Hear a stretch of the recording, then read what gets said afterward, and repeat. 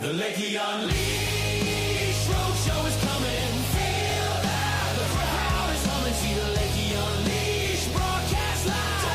Turn it up, we're alive. The Lakey Unleashed Roadshow is coming. He's on your screen. Wake up, wake up, step into the dream.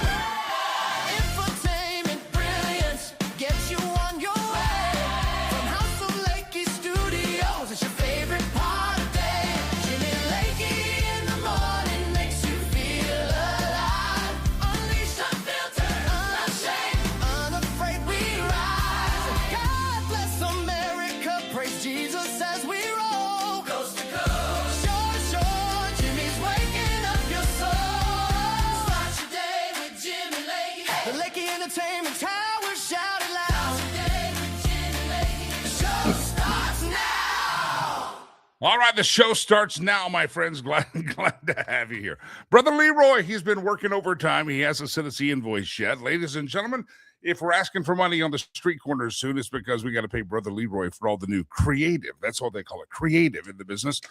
He's doing it. He's doing it. Yeah, Brother Leroy, working hard for his money. And welcome, Brother Leroy. Thank you very much. I appreciate it. Don't send that invoice. Send to the old address, and maybe we'll get to it one day. Producer Chad, we got to get some more sponsors on the show to afford the creative work of Brother Leroy and the Jimmy Lakey Mass Choir. That's a pretty good little intro. I almost want to play it again, but I'm not going to. Welcome to the show, everybody. Jimmy is my name, Jimmy Lakey. Lakey Unleashed from the confines of corporate radio. And here we are together singing Kumbaya, Kumbaya, and talking about news and all the events of the day. Anybody watch those or listen to those Supreme Court hearings yesterday? Women's sports on the line, the Supreme Court's.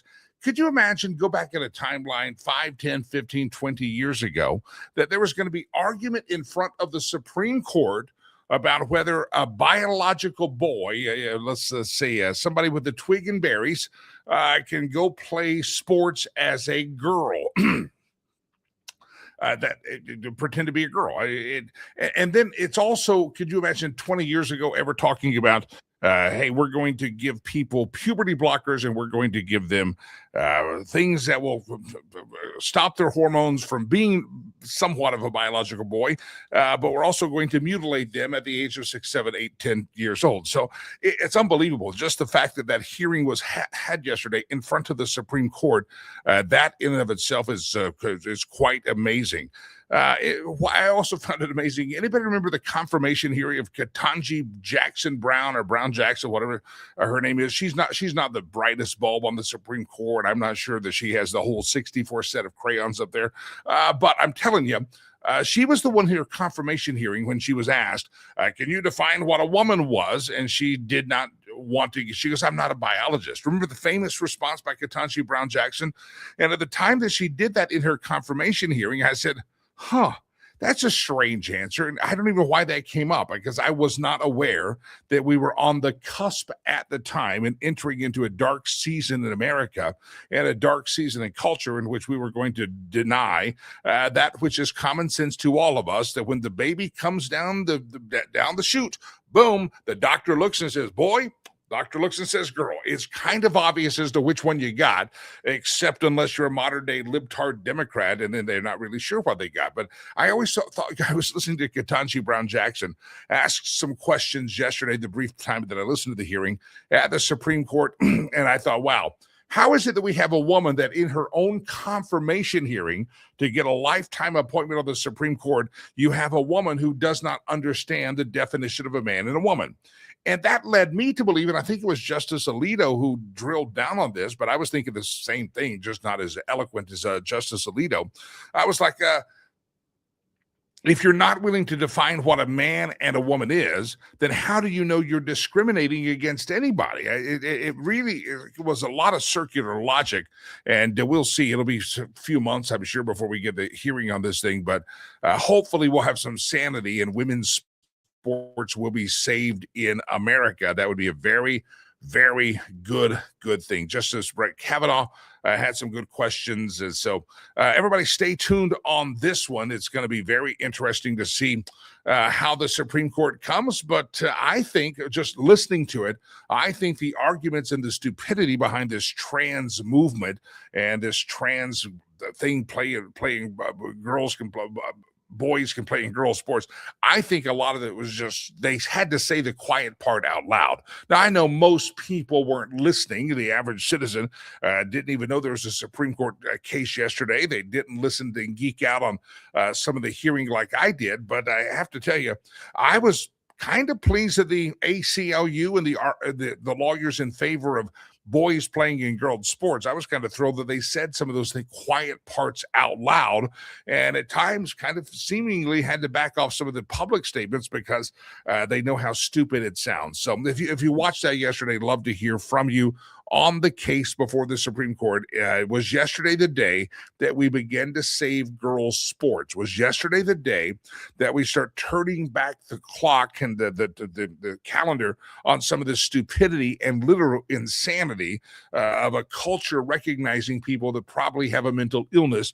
As a matter of fact, up until the last 10 years, it was always known as gender dysphoria. It was a diagnosable condition, and yet now we just say, oh, they have transgender rights. Well, why is it throughout most cultures and throughout up until a few years ago, we called it a dysphoria? It was a mental illness you had to deal with, but now we're supposed to just say just trans and respect it. Well, you can be trans. I don't care how you dress up. I don't care whether you want to ignore the twig and berries. I don't care if you want to chop the twig and berries off. Doesn't matter to me. What you do with your twig and berries concerns me nary a bit. But you can't go out there and pretend to not have twig and berries, pretend to not have testosterone, take chemical treatments to reduce that testosterone, and then just call yourself a girly man. It's just not going to work for me. And I think common sense prevailed. I listened to the argument. There were a couple of dumb questions and people that were never going to get their heart right. But this may be a decision that's not necessarily as split as you think. Somebody asked me, what do you think of what Amy Coney Barrett? I went back and read the transcript. And she asked a couple of questions, but I think they were not necessarily tipping her hand. So we'll see. Anyway, good morning, everybody. It's the 14th day of January, year of our Lord, 2026. Glad to have you here. You heard the little preamble on the show before the jingle started. January the 20th is a big roadshow event. It's less than a week away. It's our first roadshow stop out on the road in 2026. And we're going to be right here in the home broadcast state of Colorado. It will be the Casbar Cigar Lounge. So yes, they're cigar friendly. Laura Carno has confirmed she'll be joining us in person. A couple of other in-person guests we're working on, and we'll always have our usual cast of characters. We picked January the 20th for our first roadshow event of 2026, I should say, because it's the anniversary of the inauguration. It's the commemoration. 1 year into Donald Trump's term. He's got 3 more to go, and we're going to kind of celebrate that. This is where we did the inauguration event last year, right as the show was getting started. And we're going to return to the scene of the crime, if you will, January the 20th in Lafayette, Colorado. Not far from Boulder, not far from Denver, worth the drive. And I expect a lot of you are going to make it down, come in for it. And last year we had a snowy, icy day. If you recall, the temperatures in Colorado were well below zero, so much that the food trucks couldn't even show up because they were freezing.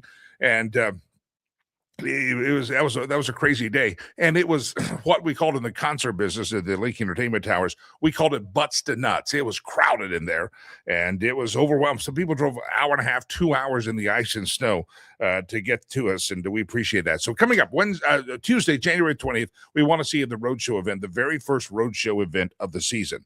All right, we'll talk more about the Supreme Court arguments on the program today. Also, there's talk about what do you do if you have somebody that naturalizes as a citizen. Obviously, if you come into this place and you're not a citizen, whether you're legal or illegal, but you got a green card or whatever you got, listen, if you come in here and start defrauding the federal government, welfare fraud, welfare abuse, you ought to have your ass kicked out of here really quickly. You ought to be just post haste, out the door you go. Don't let the door hit you where the good Lord split you. That's what should happen. But what do you do when you have naturalized citizens, that have, they've supposedly taken the oath and said they're going to be loyal to this country, and yet they commit welfare fraud or they commit some kind of a public fraud against the government? Should they keep that naturalization? Does the naturalization go with you forever?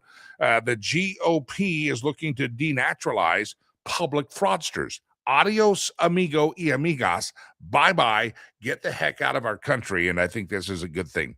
I wondered, I have these thoughts all the time. What are the protesters on the streets that are trying to burn down Minneapolis? I wonder if any of them have ever gone back as they're screaming about ICE so much and ever considered that ICE has been doing the exact same job they're doing now. They've done that under Joe Biden. They've done that under Barack Obama. He was known as the deporter-in-chief. I wonder if they almost act as if ICE just got invented in the beady little head of Donald Trump's, and boom, we have this new thing, the Gestapo. What do they call it? Gestapo? They call them all sorts of names. I just wonder if any of them have ever considered that ICE existed well before Donald Trump ever got into office. If ICE existed before Donald Trump was in politics, and ICE was going door to door, at times extracting people from this nation. I wonder if the clowns, the blue-haired fools that are marching the streets, many of them big fat lesbians on the streets of Minneapolis, there's something about women in the left that have gone totally batcrap crazy. I heard an explanation about this yesterday. I thought it was a fascinating on womandom. Why is it that a lot of these protesters, the ones you see beating the drums and screaming, driving their car, all the stuff? I just want to ask the question: why is it that these women seem to have gone crazy? And I heard an explanation, and I wish I could find where I heard it yesterday, but it was fascinating. The explanation was this. Women have a mother bear innate tendency. They're wired. They are wired to be mother bears. bears. They're mama bears. They are going to take care of they got to protect something. And whenever the family has been broken up, and when they've been taught that motherdom, or they've chosen things in life that are not going to be mothers, that natural instinct with a little mental derangement kicks in, and they're just territorial. And that's what you hear that explanation, and someone said it much more eloquently than I did. You hear that explanation, and you have to say, "Huh." That makes a lot of sense, because a lot of these ugly women out there beating the drums and making all sorts of nonsense, a lot of them look like they look like angry bears out there. They really do. So anyway, glad to have you here on the show. Let's talk about that. Now, one more quick thing. I've got a question for you. A lot of you began the year with New Year's resolution. We talked about early this week about, we're going to go to my guest, I understand. We talked about early this week the things that you had as a New Year's resolution.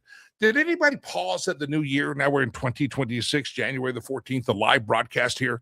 Anybody pause and say, it's the year freaking 2026? I mean, when you were a kid in the 80s or 90s, what did you think that the 2026 year would look like? I can remember I was just getting in the music business. I was a partner on a theater, a concert hall, a concert venue, just started to do concerts.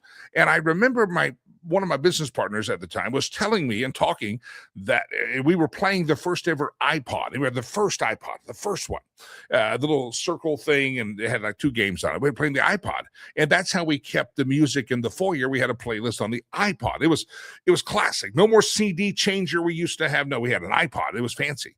And my business partner on this theater actually said, it's going to have a phone with it too. I said, how are you going to get a phone with that?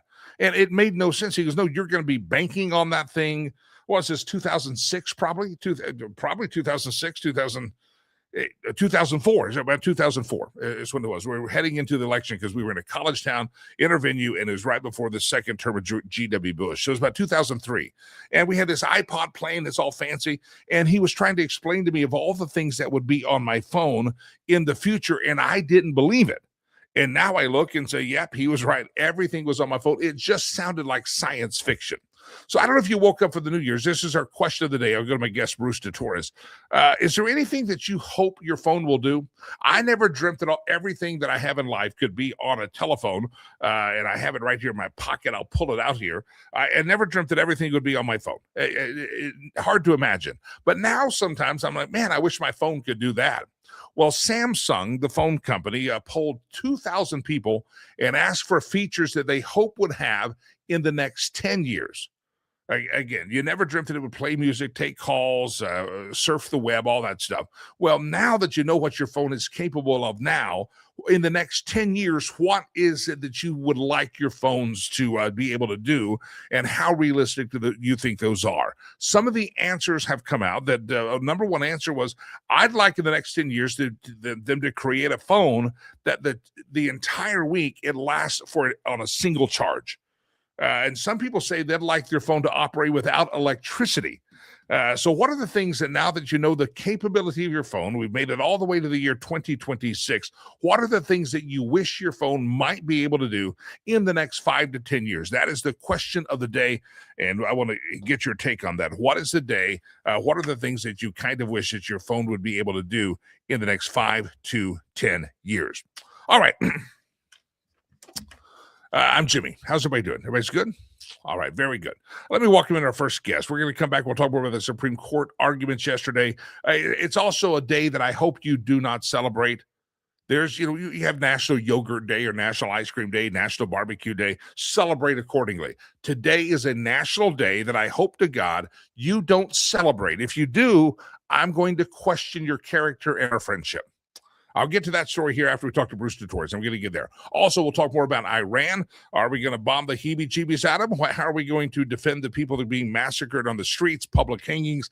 What should we do? How do we do it? We'll talk about that coming up on the program, and lots of things. Minnesota's on fire. We'll talk about that as well. And also got a story about the House failing to override a Trump veto that affects some of you in Colorado and in Florida. And I haven't talked about this Biden's big pension. He's getting a bigger pension than any other president. This is a story last week I want to comment on. So don't go anywhere, kids. Strap yourself in, and whatever platform you're listening, we have lots of platforms, people, several Facebook pages, X pages, to Twitter, Rumble. I don't think we're on the Instagram this morning, but wherever we're at, we'd love to have you participate, just comment, and most of those platforms send it right to the studio, and producer Chad reviews it and pops it right up on the screen. Don't go anywhere. And if you joined us late, Brother Leroy has a couple of new songs he wanted you to hear. One about the Lakey Roadshow coming up on Tuesday, January the 20th. All right, let's welcome in Bruce DeTorres. He's our first guest of the morning. He's the Director of Communications for the American Small Business League and the Don't Cheat Woman projects. They support advocacy work that aims to elevate women-owned small businesses in federal contracting. I welcome him into the show. Mr. Bruce DeTorres joins us on the screen. Bruce, welcome back, sir. Thank you, Jimmy. How are you today? I'm very well. Thank you very much. I appreciate you hopping in. First of all, I got a couple of questions. You kind of pay attention to and advocate for women. I'd like to get your take in a second on the Supreme Court arguments about saving women's sports. And, you're also an advocate for women in small businesses. The economy, maybe it's starting to churn, maybe it's starting to hum. A lot of good signs coming out there. In 2026, what are the prognostication, not just for small business, but woman-owned female-owned small businesses? Are we looking good? Is it going to be a good year? The kind of consensus of commentary that I've seen is kind of neutral or flat, as they say. One could emphasize the good news where some numbers go up. One could emphasize where they dip, but kind of the consensus is a cautionary approach, kind of not boring, but just kind of flat. No, there's no great tendency for. I'm not seeing a great tendency for a great uplift, nor a great tendency for a great downturn based on the facts, figures, and numbers. The jobs report recently. Job creation is a great concern. It's much below kind of historics, and that's a major, if not the most important, impact on the economy. And it's great to talk about small businesses because we are a small business nation. Yeah. Let's talk about the American Small Business League. You're the strongest voice in America protecting the federal programs that assist the nation's 34.7 million small businesses. You fight legal battles for the small business community out there. You hear about tariffs, and we were told that tariffs were going to immediately sink us into a depression. Talk about tariffs and the effects that they have had overall on small businesses. Have the Trump tariffs put small businesses on a more level playing field, or have the Trump tariffs harmed small businesses, in your opinion? They've had a mitigating effect on investment and expansion. That's what I've seen. It's described as caution with investments, caution with hiring, and it is laid at the feet of the tariffs. And I've seen, as so many have, the speculation, if not the hope that long-term this strengthens the economy by encouraging investment in manufacturing and infrastructure. That's a marathon. That's not a sprint. I think we're far from seeing what good is going to come from the tariffs. So it's still pointed at by small business owners as that's why we're a little cautious. That's why I'm not hiring. That's why I'm not investing and expanding. Interesting. The American Small Business League, we'll talk about that, but you have a whole project or an initiative called Don't Cheat Woman. And depending on the emphasis that I put, or we say emphasis that I put on that. Exactly. The emphasis that I put on that, yeah, that could come out a lot of different ways. Don't cheat woman, or it could be don't cheat woman. What's the tone of the don't cheat woman thing? And talk about the initiative. Thank you. It's at our Don't Cheat Women, plural.com website, which is our request to Congress and to inform people to also ask Congress, raise, please, from 5% to 15% the amount of federal contracts that must go to women-owned small businesses. That would push from 23% to 33% the federal contracts that are supposed to go to small businesses. And there's a great bunch of benefits to the economy and to women in particular if Congress would do that, as well as define a small business as up to 100 employees, not 500. Rein in the agencies, the federal agencies that, because of that excuse and that excuse, can give Jimmy small business contracts to companies with 1,000 employees, 2,000 employees, sometimes 26,000 employees, some of the biggest companies in the world, let alone in America. And all that as a visceral, emotional, wow, intriguing, wow, that would be great for women for all the reasons at don'tcheatwomen.com to teach people this. And this is the mission of the ASBL.com, American Small Business League. It's to expose the fact that even though every year the SBA and the government says, we met the goal of 23%, we exceeded the goal of 23%. No, our work, congressional investigations, and the SBA's own inspector general have found for decades the diversion of small business contracts worth billions every year are going to the 0.1% of companies that are big businesses. 99.9% of all businesses in America are small businesses by the government's too large definition of up to 500 employees. 98% of all of our businesses, Jimmy, have less than 100 employees. We are truly a small business nation. We accuse the federal government under every administration going back to President Reagan of doing almost nothing for our small businesses. Yeah.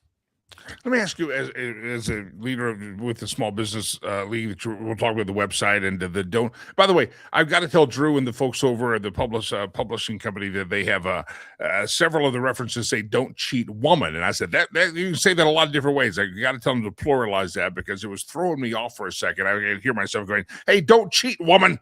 That's what I tell Delilah, who works for me at the Lakey Entertainment Towers. Don't cheat, woman. I've got to tell them to correct that on there because it threw me off. But don't cheat women is the project there. Why is it important? Because sometimes you hear we really want to push the women-owned or this segment of society's own. Why not just push small business in general and let this best small business get the gig? Why is it important in your estimation to really specify some kind of a quota system, if you will, on woman-owned small businesses? Is that affirmative action? That's a great question. You know, a couple of years ago when I first got to know my now boss, Lloyd Chapman, and he was talking about this, maybe it was a year and a half ago, I came from the same angle, like, why can't it just be on merit? Well, here's why. Women are artificially blocked and pushed aside from the acquisition of these federal contracts. Not only, and here's why. Not only are women half the population, they own 40% of all businesses, Jimmy, and they sell what the government buys. And yet the law says they're only supposed to get up to 5%. You know, it doesn't cap it, but it says they're supposed to get at least 5%. In reality, they're probably getting less than 1%. Just like in reality, true small businesses up to 100 employees aren't getting 23% of the federal contracts. They're getting probably 3 or 4%. So women own 14 million businesses that generate over almost $3 trillion in revenue. They employ about 12 million people, and they sell what the government buys. And yet there's the momentum of decades is squeezing them out of fair consideration for small business contracts, just like small businesses are squeezed out of fairly winning small business contracts. Then the emotional button we push is the fact that men dominate in politics simply because they earn and save more. So everything that could be done to level the playing field of economic opportunity, not handouts, not charity, for women will help by this measure. Men dominate because they earn and save more. They contribute, they hold 75% of all seats in the House, the Senate, every president's cabinet, all state legislatures, almost that many governor chairs, 90% of committee chair and party leadership positions. They donate more to campaigns, so they have more influence with the winners. So when women have all the economic equality of opportunity that they can have, they can compete and participate in politics. Half the human race needs to have all obstacles removed so they can participate in the governance of our self-governing democratic republic. I just got a note from Aiden, one of the hipster youth that I have here at the Lakey Entertainment Tower studio. Hipster, not Hitler, hipster youth, skinny jeans, and he has a weird name named Aiden, and doesn't know how to shave most days. But nevertheless, he said, Jimmy, that's the problem. We let him vote, we let him drive, and now we're going to give him preferences in businesses. He's a sexist. I'm not that way, Bruce. I'm not that way at all. But Aiden's he's wanted to see if you can take some driver's licenses away. And I told him I'm not even going to ask you that question. That's a sexist question, Aiden. He's a hipster youth. Please forgive him. I apologize on his behalf. Thank you. I appreciate that. The variety is the spice of life, and there's all kinds out there. First of all, I want to talk about this. Women don't cheat women. We'll talk about the website here and the American Small Business League. But I got to ask you, your bio is quite interesting. Folks don't know this about you. You have you're an author. You've written a book called God School, 9/11 and JFK, The Lies That Are Killing Us and the Truth That Sets Us Free. And also as an actor, you had lead roles in comedies, dramas, musicals. You were once called the funniest and most vocally gifted member of a show, according to the New York Times. Talk about the side of Bruce DeTorres is not talking about don't cheat women and the American Small Business Administration. Actor Bruce Torres? Yeah, I did that. That was my career I was pursuing into my 30s. And by learning how to relate to humans on stage, Jimmy, I discovered I don't really know how to relate to them in real life to my total satisfaction. So I set out on a journey of not only self-discovery, but I've always been a voracious reader. And then after 9/11, I saw that official story is nonsense. So I went down that rabbit hole, Jimmy. And after 10 years of researching all the nonsense and the lies that I could find behind the scenes, I organized and wrote a book. As you said, people can read all about it at brucedetoris.com. It was published by trineday.com, a great resource for hidden history, trineday.com. My publisher, I started doing marketing for him for 4.5 years. I was his marketing director. And then I had my own podcast, and I found Lloyd Chapman on x.com, the founder of the American Small Business League. I interviewed him so many times. He said, "You should work for me."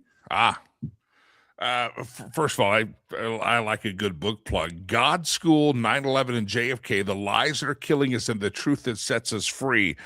Sounds like, Bruce, it's a place that I love to live. Maybe a little bit of dwelling up on a grassy knoll. Would that, I guess, catch our attention that some of us would love to read it? Absolutely. My chapter on JFK is my favorite. And to study his assassination, one discovers his greatness, the reason he was killed. And I've been obsessed by JFK since 2013 when I really comprehended. And he's also the measure of what we are not right now. And all roads down that rabbit hole, JFK, who he was, what we've been ever since his removal, takes us to our founding ideals. And that's the cornucopia of inspiration of what the founders created for us, what they warned us about, what power and government will always become, and how, like Eisenhower said, an alert and knowledgeable citizenry is what we need to be if we have a prayer of restoring the republic. I could go on about how we're not America. We're not under the Constitution since the Department of Homeland Security and the USA Patriot Act, Jimmy. We've got a lot of work to do. Yeah. Can I go down a grassy knoll rabbit hole and see what your thoughts are? I had this conversation just last week with a friend of mine, and we were talking about Trump, the first term, and he talked about some of the things that he thinks are going to get set right back to get us back on the right path. But he told me, this is a grassy knoll conspiracy, don't judge me. He said JFK Jr. is still alive, and JFK Jr. is orchestrating this to get retribution for his father, and RFK Jr. also sees this as a chance of retribution to set the country back on the path that it was on during his uncle and his father. Give me your thoughts. I thought it was intriguing. I just went, wow, I had not heard that one. That's bunk. That a couple of years ago made the rounds on the internet like anything can, with QAnon and this fellow who was supposedly JFK Jr.'s plane was taken down by an explosion. That was no accident. JFK Jr. was assassinated in July of 1999. There's a book by Damon Isse, I-S-E, JFK Jr., America's Prince, Marked for Death. I interviewed him. He's a friend of mine, and he lays out, he's a former pilot flight instructor, and he studied that assassination to a persuasive degree that, JFK Jr. died July, I think, 16th, 1999. Wow. Was that the assassination or the plane that goes down that clears the way for Hillary Rodham Kankles Clinton to run for Senate in New York? That is indisputably a factual sequence of events, and one would would bet dollars to donuts without just what we know publicly about the trail of suspicion around that couple, the Clintons, and even the dead bodies. But I can't say conclusively no. Yeah, it's an interesting thought that they just happen to run parallel, and just throw it out there for contemplation. And you and I are resonating with a great sense of humor. And I always like to squeeze in when I talk about these things. Thousands, Jimmy, are fans of yours and mine who know this kind of thing. Definitely yours. I don't know how many are my fans. And after we reach a point where we have to stop talking, just stewing about these realities that we know and have the courage to bring them up where it's not comfortable. We have to risk being called a conspiracy theorist and challenge people to look into these things for themselves. And then when they get convinced, to have the courage to talk about it, because we have to believe that good things will happen when enough of us know how corrupt things really are and participate in groping for solutions together. Yeah. The name of your book, again, not the top reason you came on here, is called God School, 9/11 and JFK, The Lies That Are Killing Us and the Truth That Sets Us Free, written by Bruce DeTorres. You might want to get a copy of it if any of this piqued your interest in the last couple of seconds.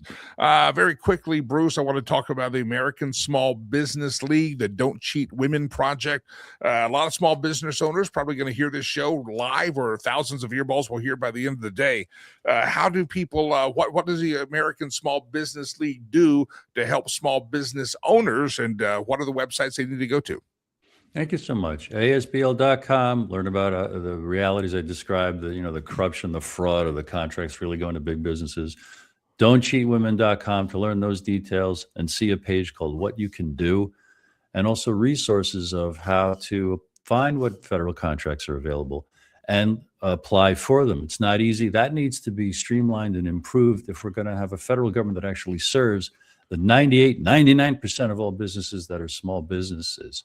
There are 32 million small businesses that sell in the industries that the federal government buys from, and a woefully, pathetically tiny fraction ever get a small business contract.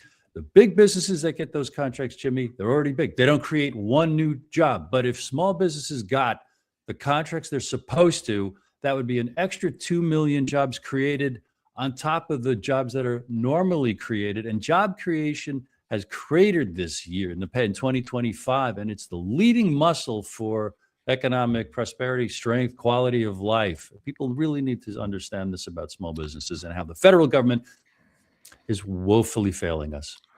Yesterday, argument in front of the Supreme Court was whether women that are not women, they're biologically born a male, could identify as a woman through surgery or chemicals, or just say, "Hey, I am woman, hear me roar," and they could go out there and play sports. And there was an argument in front of the Supreme Court of the United States.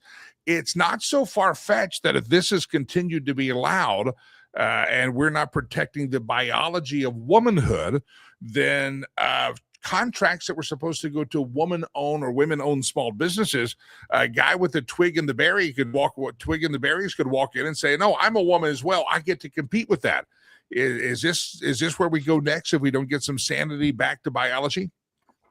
If we don't get sanity back to biology, we will go there among many other permutations of insanities.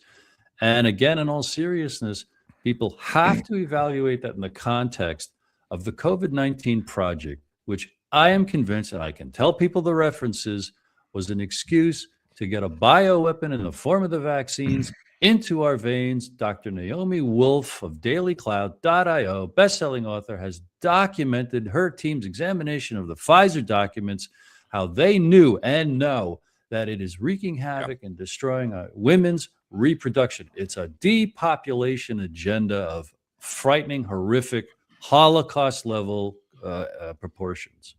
Yeah, if somebody hasn't read Dr. Naomi Wolf, you should. Delilah, you should read it. I don't know if you can read, but sorry, Aiden, you can't read either. The hipster youth are lurking around here looking at me. So, guys, read a book. That's what you both should do. Read a book, and you won't say dumb things like you normally do. Bruce DeTorres, if somebody wants to find about the American Small Business League, they want to learn about the Don't Cheat Women initiative, where do they go, sir? ASBL.com. Don'tCheatWomen.com. About my book, read all about it. BruceDeTorres.com. We should, you and I should get together, do a show segment, and let's take a trek up on the grassy knoll together real soon. I'd love to do that. Love to. I'm fascinated by JFK, and thank you.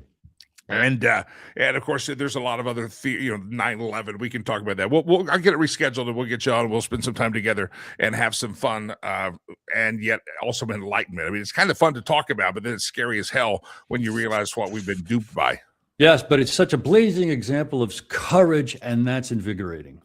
Yeah.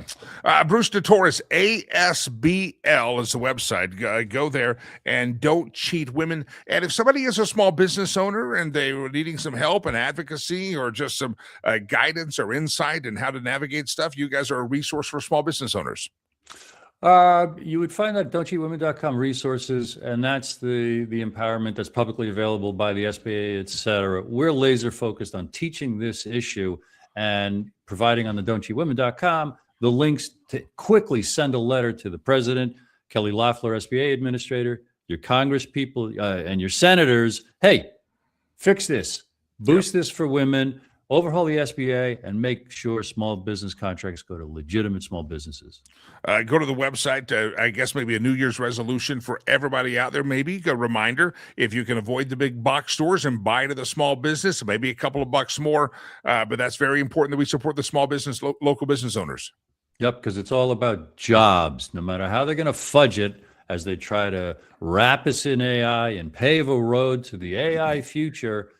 It eliminates human jobs, and that is the engine of a real economy. And it is the last vestige that could put the brakes on this casino financialization economy that seems being maneuvered into intentional collapse in order to impose a digital programmable currency on us, maybe UBI, universal basic income. It'll be chains around our neck. It'll be serfdom and slavery, open air, a prison of digital, conditions. ASBL.com, Don'tCheatWomen.com. Bruce DeTorres will gather back around to the microphones here in the coming days, and we'll talk about those theories that come from the grassy knoll. And a lot of times I have to tell you that what is also always, Noah was a conspiracy theorist up until the time that it started to rain. And then all of a sudden, here comes the rain again. The sun is gone. And a lot of folks have called Noah a lot of names. Yeah, by the way, all of you conspiracy theorists during COVID, how many of your conspiracy theories that you were saying, you're avoiding science? We've been proven pretty right on a lot of that stuff, and it was a operation that you and I were subject to, and some of you, I guess, surrendered to it a lot more than the rest of us did. But we'll talk more with Bruce DeTorres in the future on that. And again, a great guest, and I'll give you the name of his book again if you want to get ahead. And ASBL.com, he's representing them, but he does have a book you could read.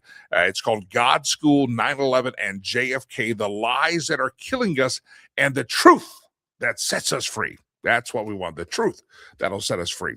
All right, kids, coming up January the 20th is the Lakey Roadshow, first roadshow event of the year. We're staying right here in Colorado for the first roadshow event, and it's going to be at the Casbar Cigar Lounge. We believe in freedom, and you have the freedom to light up a cigar in the morning with your coffee. I envision this, lots of listeners with a cigar in their right hand and a coffee in their left, and we're having a great time. It's the Lakey Unleashed Roadshow event, and I promise, because we're paying good money for it, I think we should play the song one more time to remind you, Brother Leroy reminds you about the Lakey Unleashed Roadshow event. Yesterday, we confirmed that Laura Carno will be there in person. Turn up the speakers. It sounds good with a little bit of bass, but this is Brother Leroy's little jingle to remind you to join us Tuesday in Colorado, the first Roadshow event. Texas, we're coming for you soon. But the Lakey Roadshow event, here you go. Play it, please. Brother Leroy.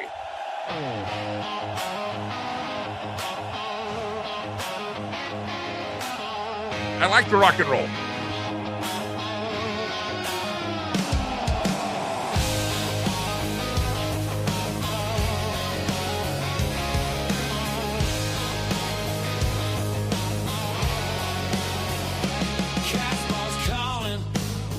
On a Tuesday morning, next Tuesday, coming up.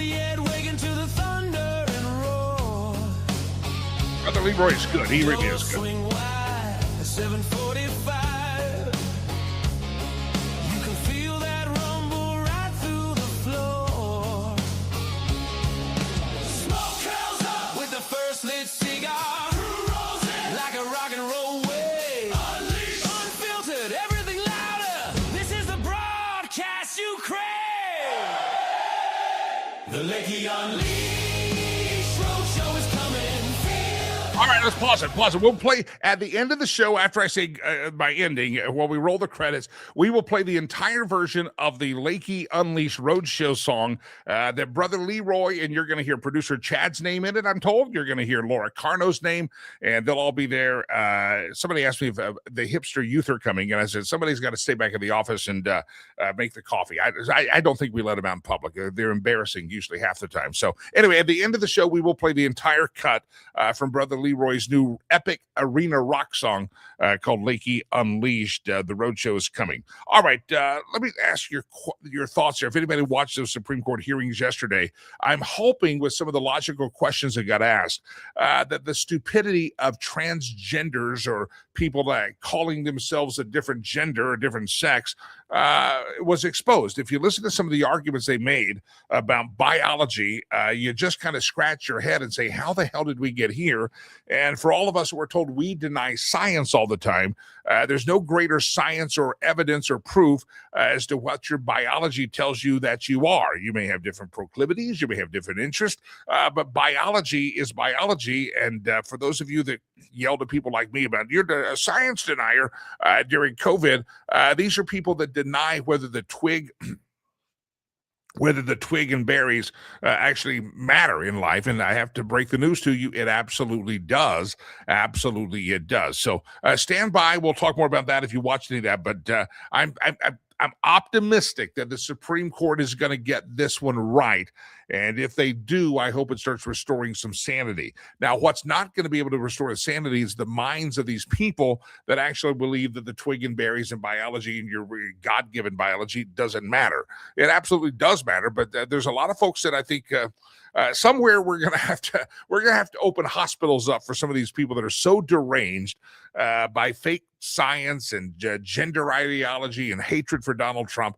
Some of these people really something's gone really wrong in our society, and we need to make sure that we fix it. And hopefully this Supreme Court hearing and people read the arguments. If you have any common sense at all you got to do is read the transcript. There's no video, there is audio. Read the transcript of what was talked about at the Supreme Court, and you would just have to say, that makes no sense. That makes no sense.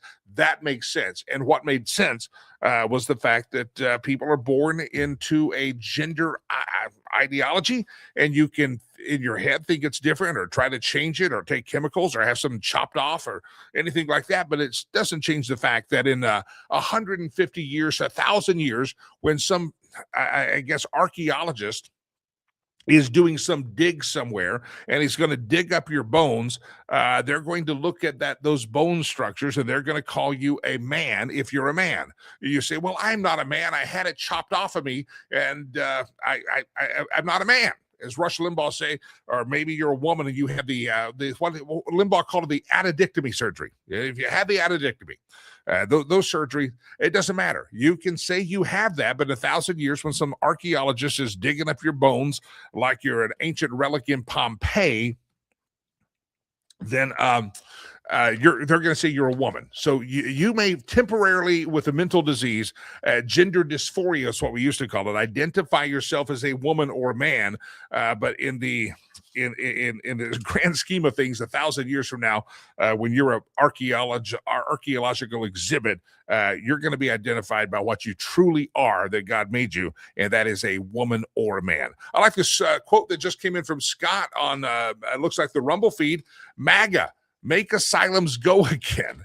Man, we really, really need that. And some of these people, you listen to some of the arguments they're making about this women in transgender in sports, and you say, man, we got to make the asylums kick back up. Some of these people really need it. It's really sad to see how many people are. It's really sad to see how some people are just deceived by that. But again, say what you want about who you are. You can call yourself Sarah. You can call yourself Steve. I don't care.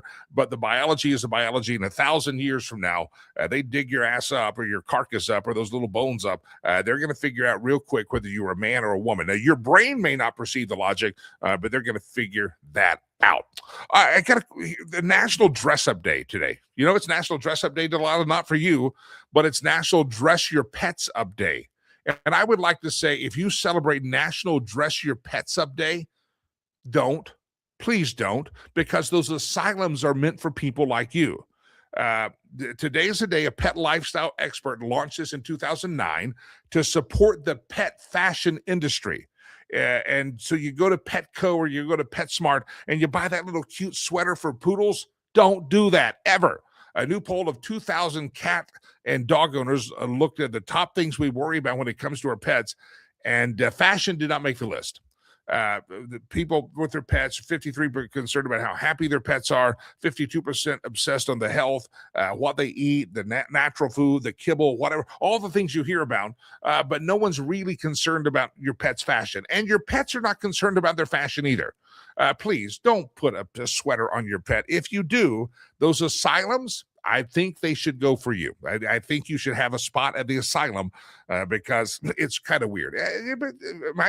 Delilah's glaring at me with a death stare. Do you put it? You dress your dog up?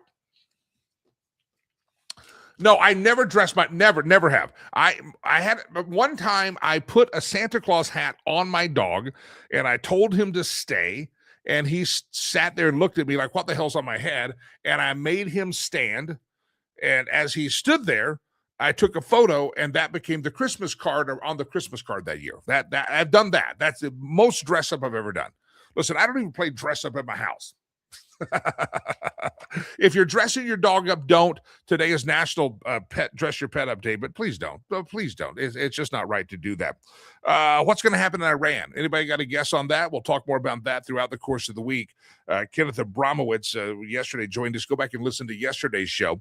And Abramowitz joined us, and he's all for taking action, not boots on the ground, but he says military, kinetic action, cyber action. He says there are a lot of things we can do in Iran. President Trump has said that he's going to take action in Iran. And there's a question that all of you can respond to. What do you think the options should be? And what do you think the options are? President Trump said there is a red line. Thousands of people have been killed. There's evidently they've started public hangings in Iran to knock down the freedom fighters. And the protests are rocking the regime, but so now they're doing violent crackdowns on the protesters to regain control. Donald Trump says we're looking at action very seriously. The military is looking at it. We're looking at some very strong options, and we'll find out exactly what those options are and which ones we proceed with. Your thoughts, do you want the USA to do anything, or do you think that the USA should actually ignore the death there You say, well, I don't want a foreign entanglement. I think you go back in history, you got to remember that one of the reasons we have America today, one of the reasons that our freedom fighting worked and that our founding fathers were executed by King George as rebellious to the throne is because we got help from another country named France, and we got help from the French, and they helped us fight the British. And so sometimes it doesn't mean you're going to colonize a place. It doesn't mean you're going to be forever entangled with that place, but occasionally, even in our own history, especially in our founding years, we had to have the help of the French. And matter of fact, if you go to Washington, D.C., if my history reminds me correctly, you have Lafayette Square there in Washington, D.C. It's named for the Frenchman who was really kind of a catalyst in helping us find our freedom against the empire of Great Britain at the time and King George. So don't poo-poo too much us getting some kind of involvement to help these freedom fighters, not us regime changing, but to just help them take governance of their own country. I remember that it was the French and Lafayette that actually helped America regain our freedom over the British. And sometimes when you're a fledgling little group of people that just trying to fight against a power that's much more well-armed and organized than you, sometimes a little bit of outside help. So should we be the French and the Lafayettes to the Iranians? That's the question that I ask of you. Should we be involved? And what say you? And I understand that when you look at the paradigm or the perspective of the lens of history, you do understand that a lot of times great freedom overturns freedom. Freedom overturns tyranny, but as in our own American story, you had to have the help of the French to help get that across the border, and that probably was one of the turning points or a big spot in our American history. So, your thoughts on Iran? Keep a sharp eye on the television, and we will for sure follow the story as it breaks there as well. Speaking of Iran, I have a question for anybody watching or have friends or relatives, or maybe you're a fan of all the protests that happened at Harvard and Columbia and all these universities as they were waving their Palestinian flags out there, shutting down the campus. There's been thousands of people already killed in the last several days in Iran. There's been more killed than you ever shake the stick at when they were protesting on these campuses for the Palestinians or the against Israel. Where are all the Iranian flags on these campuses? Why do you think the university kids only went out there and decided to protest in this one area against Israel? But when real people are dying in massive numbers, public hangings are happening, women are trying to overcome oppression, where are those brave little students from Columbia or Harvard? That's just a fair question. If you were pretending or saying you're outraged about the war in Gaza and the Israelis, if you're pretending to be bothered by that, but you're not bothered by what's happening in Iran, you probably should ask yourself, where are you getting your marching orders from? And why is it that the human life there doesn't seem to matter to you as much as these other human lives did? Again, if you want to be consistent across the board, you probably ought to get your Iranian flag and go shut down your campus for that. And the fact that they are not shows that they are being driven by puppet masters that tell them what they're to be bothered about and worried about. It's the same hypocrisy that if you're protesting Donald John Trump's ICE and deportations that happened, where were you in protesting when ICE was taking the exact same tactics and activity about on the streets, and Barack Obama was known as the deporter in chief? Where were you when Willie Jeff Clinton left the Oval Office long enough to pay attention to matters, and when his ICE organization was deporting people? Well, where were some of you people that are protesting ICE in Minnesota? Where were your fat, ugly asses back in the day whenever when Joe Biden's ICE was actually doing some deportations? Deportation is not something new. And if you're protesting it in Minnesota and you're protesting it under Donald Trump, but you didn't nary people word during previous presidencies, you need to ask yourself your intellectual honesty and your intellectual, find out how you're so intellectually bankrupt that you are absolutely positively not not bothered? Why are you only bothered when Trump does something, but you didn't really give a rat's patootie whenever Barry Hussein Obama did something? Ask yourself that question. If you're protesting ICE now, why were you not protesting ICE back several presidencies back? And if you're protesting the Palestinians a few weeks ago and the Gaza, then I have to ask yourself, why is it that you're not protesting and or standing in solidarity with the people of Iran who are under a very tyrannical rule and with the tyrannical regime, murdered on the street? Women have absolutely no rights, not even allowed to leave their house without the company of a man, have to cover themselves with the hijab, and you're not bothered by that. I just have to ask you, well, why not? If you were that bothered about the atrocities, as you call them, in Gaza, and yet these Columbia University students and professors are very, very silent when it comes to what's happening in Iran, again, ask yourself who has their hand up your patootie, making your mouth move with stupidity. Consistency would be a very, very, very good thing. Delilah is flashing photos over the corner of her pet wearing sweaters. Don't do that to your pet. I know what she's going to say. He's a little bitty tiny dog, and the dogs have survived evolutionary. The dog has survived. He's not living on the street. He's living in your house. You don't need to put a sweater on that dog. She's going to throw something at me in just a couple of seconds. She's going to throw something at me. All right. Anybody have those ideas of things that you wish your phone would do in 2026? 10, 15, 20 years ago, I was in disbelief that someone told me that this little iPod that I had was one day also going to be one day going to be a phone. And I disagreed. I thought it was wrong. I obviously am not on the cutting edge of technology. Sorry. And so now I ask you, what is it that you wish your phone could do? That your phone cannot do now, but you think this would be a good idea. I saw one pop up on the screen earlier that said, I wish my phone would just get service that I pay for. That would be good. Service is good. Service has gotten much better. We should do that poll. Which phone company do you use? And they're all overpriced. They really are. But I like the battery idea. I think making sure the battery could work. If they can find a week-long battery, that would be a great addition to things our phone should be able to do. And another couple of things that are on the list, they said they would like your phone to be able to listen. This is a survey Samsung did. I want my phone to be able to listen in and instantly give me helpful suggestions. And you could just say, hey, I'm pretty close to the location, right? And it'll say, yes, you just need to make another right. So some people want to lose their last shed of privacy to their phone. Last shed of privacy. No more privacy. You're just going to give up all the privacy. Somebody says, take control of my finances and my monthly bill pay. Isn't that what auto pays for? Don't you already have that on your phone? You just want your phone to, I don't get that one.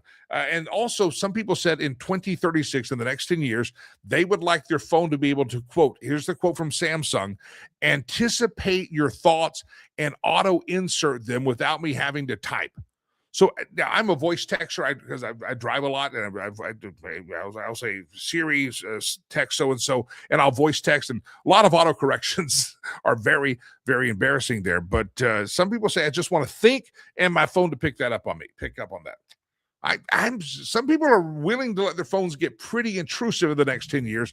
As for me, I don't like it. You know, a feature on my phone that people say they would like to have perfected in the next 10 years. I turned this thing off, the auto brightness thing. That's AI, I guess. It's its own kind of perceiving the light outside or inside and adjust your brightness. Does anybody use? I hate that. Sometimes I think I've gone blind. I think I have cataracts. I look at my phone one time, I can see, and then the next time I can't see a darn thing on my phone. I hate that. So, yeah, I don't like it. I don't want my phone to be any more intrusive.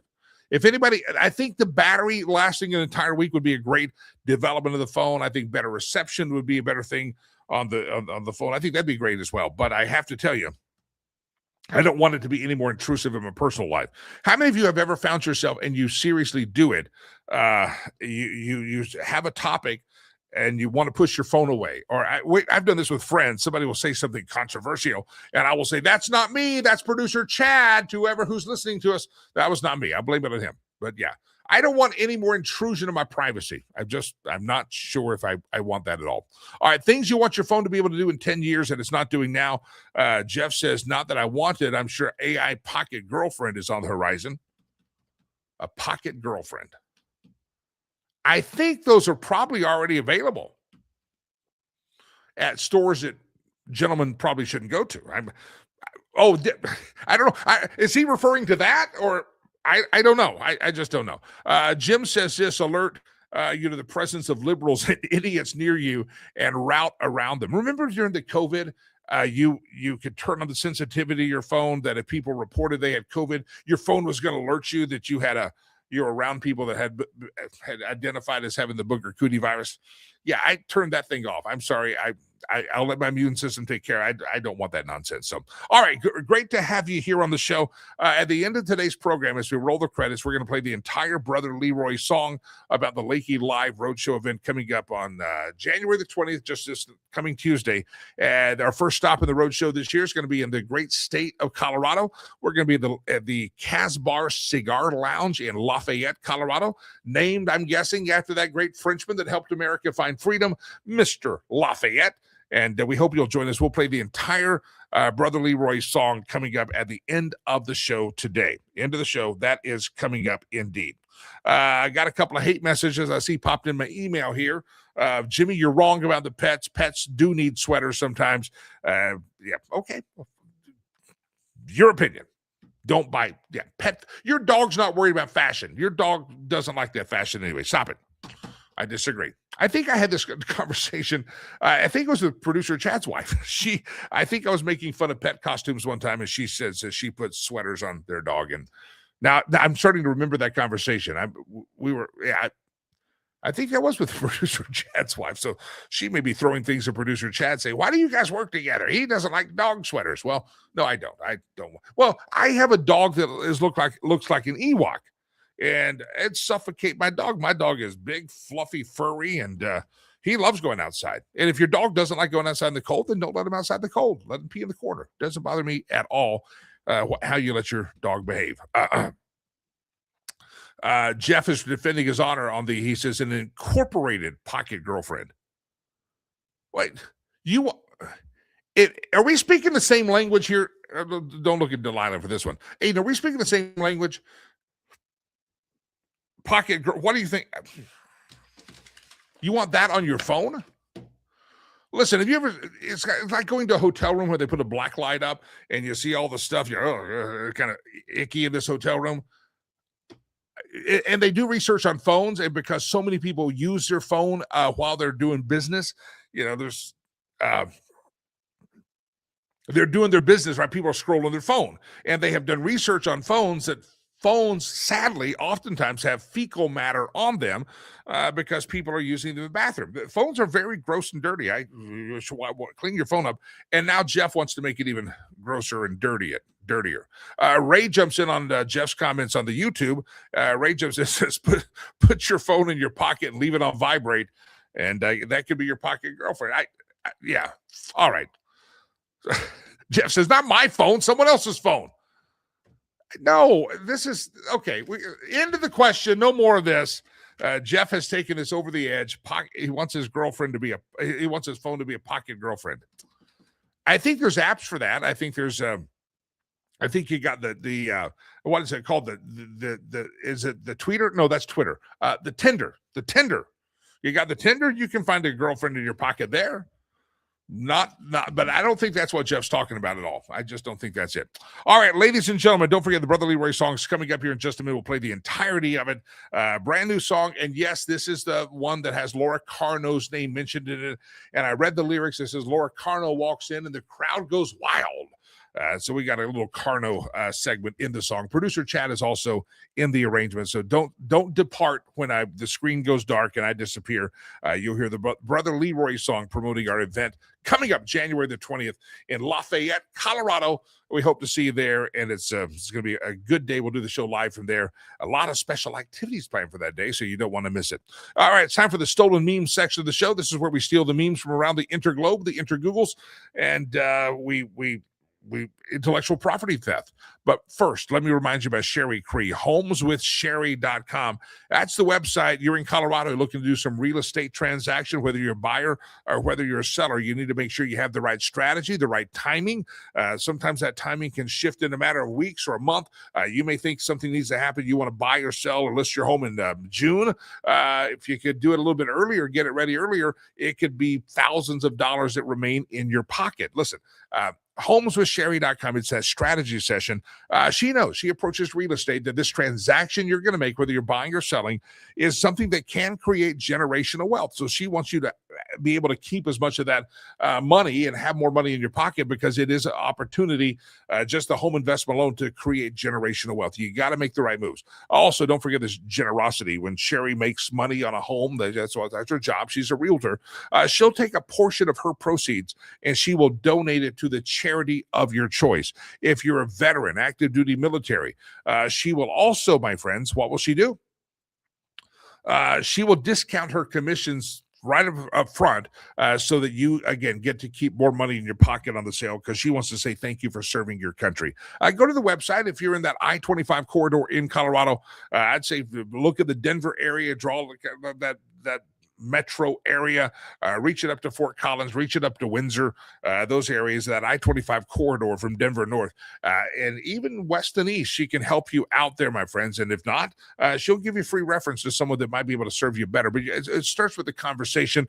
First-time home buyer in your family, they don't think it's possible, you don't think it's possible, talk to Sherry. There's so many programs, even with the high cost of living here in Colorado. There's programs that she can kind of steer you to get into, to be able to do that first-time home buy. Homeswithsherry.com. Sherry Cree, great friend of the show.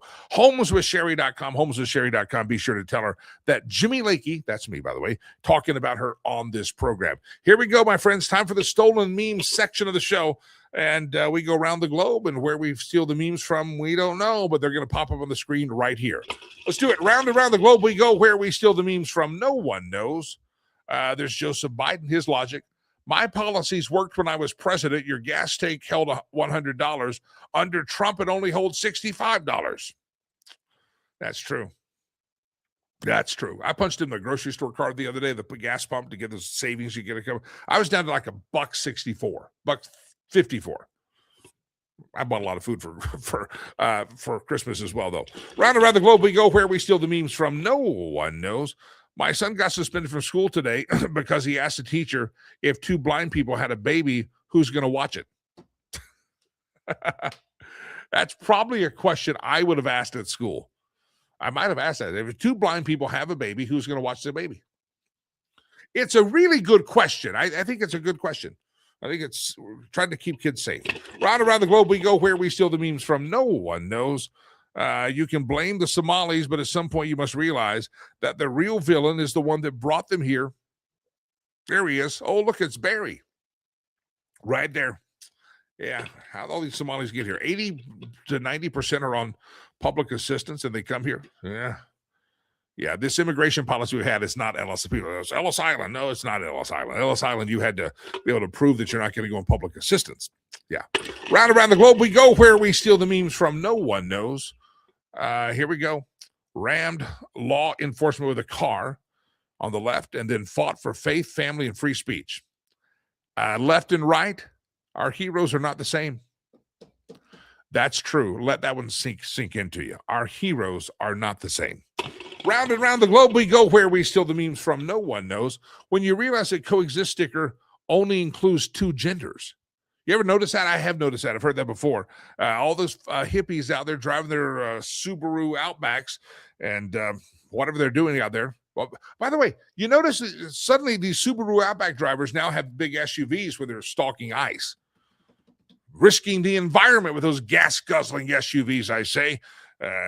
Should be an electric car, shouldn't they? Yeah, only two genders on that thing. Only two genders. Round around the globe we go. Where we steal the memes from, no one knows. It looks like a Babylon Bee headline. Jesus' parents realize he's divine as he completes carpentry project without going back to Home Depot a single time. This is why I don't do carpentry projects, producer Chad, because I keep going back to Home Depot and it doesn't get any better. Yeah. That was a sign when you don't have to go to Home Depot. Round around the globe we go, where we steal the memes from. No one knows. Intellectual property thievery is over. The Chinese have logged in and said that they don't want me to get better than them at stealing things. So no more memes for the day. No more memes. All right, it's been a pleasure, my friends. I appreciate you being a part of the program. Why don't you send us an email, info@jimmylakey.com, info@jimmylakey.com, info@jimmylakey.com. Good Lord willing, the creeks don't rise. I'll be back here tomorrow morning. Producer Chad will be right there as well. Delilah, Aiden, the hipster youth will be here. And we're coming to Lafayette, Colorado, Tuesday, January the 20th. I hope to see you there. It's going to be a fun day, fun morning. The Casbar Cigar Lounge. Laura Carno's going to be there live, good Lord willing. And we hope you're there live as well. In the meantime, stand by. Brother Leroy's full song that he's put together yesterday regarding, he added Laura Carno into the mix. That full song is going to play in just a couple seconds. Don't miss it. We'll roll the credits and play the song. I am Jimmy Lakey. May God bless you. May God bless America. Jimmy Lakey, peace. I'm out of here.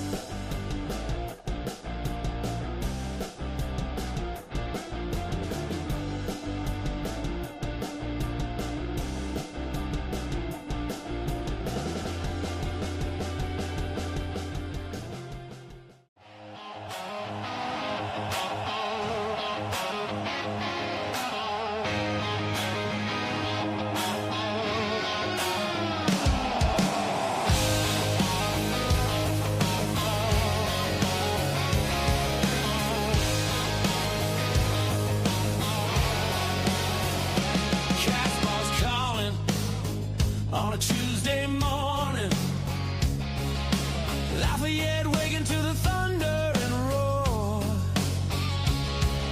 Doors swing wide at 7:45.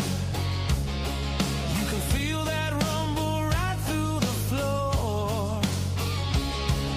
Smoke curls up with the first lit cigar. Crew rolls in like a rock and roll wave. Unleashed, unfiltered, everything louder. This is the broadcast you crave.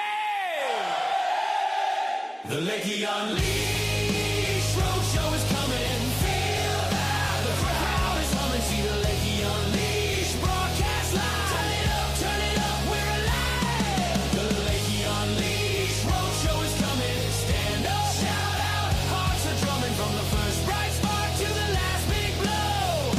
We're unleashed on the roadshow.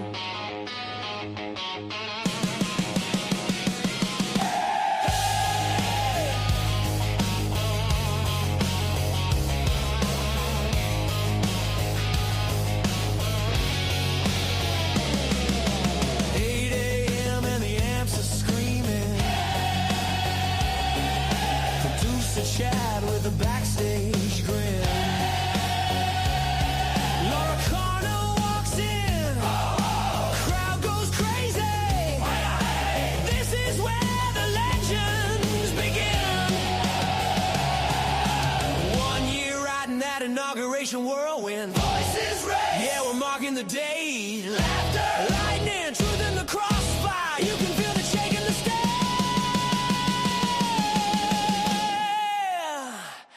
You can feel that shake in the state.